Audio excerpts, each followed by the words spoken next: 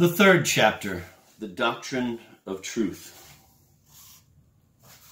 Happy is he to whom truth manifests itself, not in signs and words that fade, but as it actually is. Our opinions, our senses often deceive us, and we discern very little.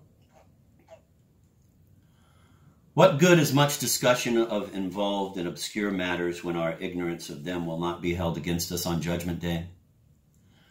Neglect of things which are profitable and necessary, and undue concern with those which are irrelevant and harmful, are great folly. We have eyes and do not see. What, therefore, have we to do with questions of philosophy? He to whom the eternal word speaks is free from theorizing. For from this word are all things, and of him all things speak, the beginning who also speaks to us. Without this word no man understands or judges aright. He to whom it becomes everything, who traces all things to it, and who sees all things in it, may ease his heart and remain at peace with God. O God, you who are the truth, make me one with you in love everlasting.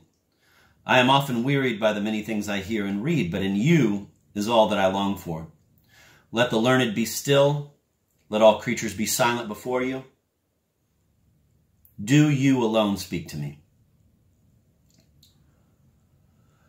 The more recollected a man is, and the more simple of heart he becomes, the easier he understands sublime things, for he receives the light of knowledge from above.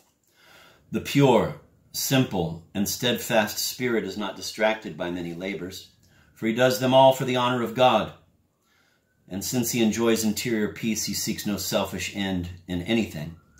What, indeed, gives more trouble and affliction than uncontrolled desires of the heart? A good and devout man arranges in his mind the things he has to do, not according to the whims of evil inclination, but according to the dictates of right reason. Who is forced to struggle more than he who tries to master himself? This ought to be our purpose, then, to conquer self, to become stronger each day, to advance in virtue.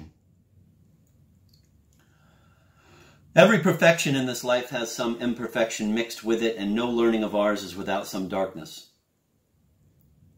Humble knowledge of self is a surer path to God than the ardent pursuit of learning. Not that learning is to be considered evil, or knowledge, which is good in itself and so ordained by God. But a clean conscience and virtuous life ought always to be preferred. Many often err and accomplish little or nothing because they try to become learned rather than to live well. If men used as much care in uprooting vices and implanting virtues as they do in discussing problems, there would not be so much evil and scandal in the world, or such laxity in religious organizations.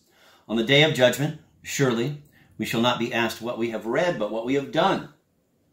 Not how well we have spoken, but how well we have lived.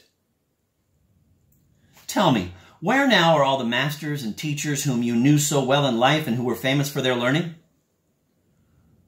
Others have already taken their places, and I know not whether they ever think of their predecessors. During life they seem to be something. Now they are seldom remembered. How quickly the glory of the world passes away. If only their lives had kept pace with their learning, then their study and reading would have been worthwhile. He is truly great who has great charity. He is truly great who is little in his own eyes and makes nothing of the highest honor. He is truly wise who looks upon all earthly things as folly that he may gain Christ. He who does God's will and renounces his own is truly very learned.